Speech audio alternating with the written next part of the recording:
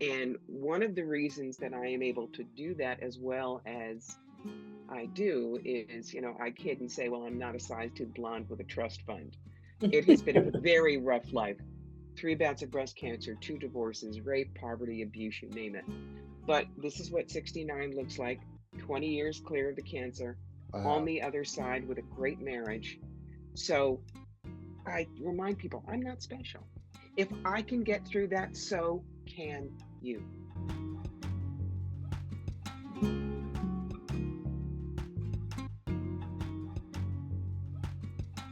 Intuitive counselor, what does that mean?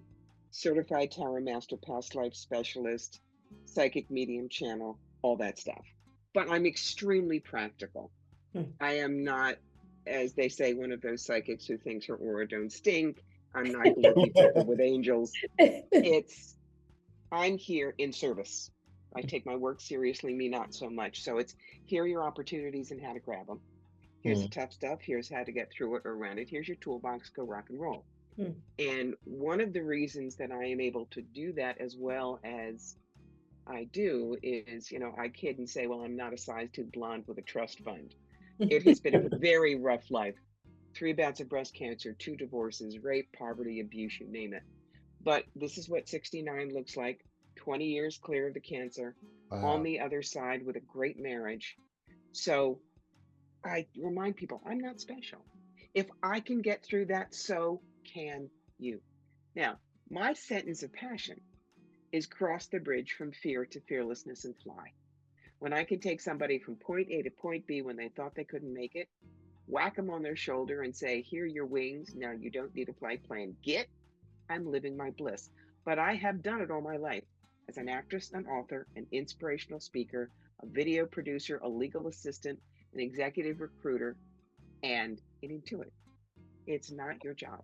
Okay. But but the thing is, when people come to me and say, "What is my purpose?" I just look at them and go, "Uh-huh. I haven't lived your life, my darlings. I haven't faced your challenges. I haven't learned your truths. That's all you." Um, I'd known this guy for 12 years. We'd been friends. We figured that's as good a reason as any to get married. And we were living in New York. He didn't like New York. He wanted California. I said, I'm sorry. There are 4 seasons there: fire, flood, earthquake, and mudslide. I'm not going. And so we settled on Atlanta. Now, when we got down there, it was fine. I mean, it was great.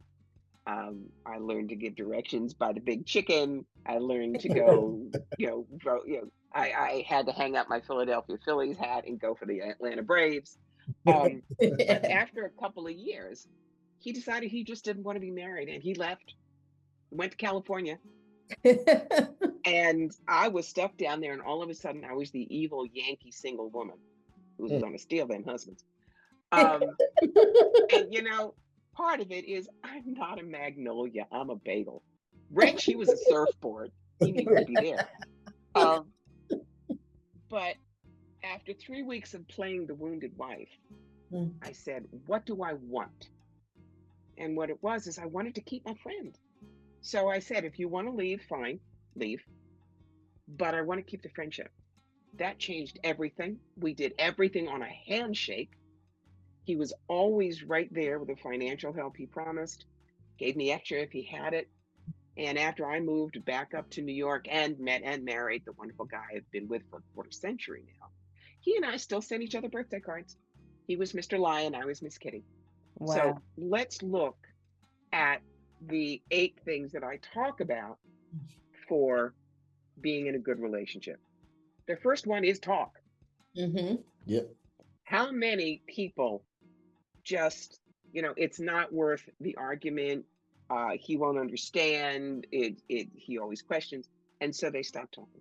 Hmm. Right. Talking is how you get together with people. Hmm. It's, you're not afraid to talk. You find out more about yourself. It's how you grow together. Right. Now, when you got a problem, you have to make it about the challenge, not personal sniping. Okay.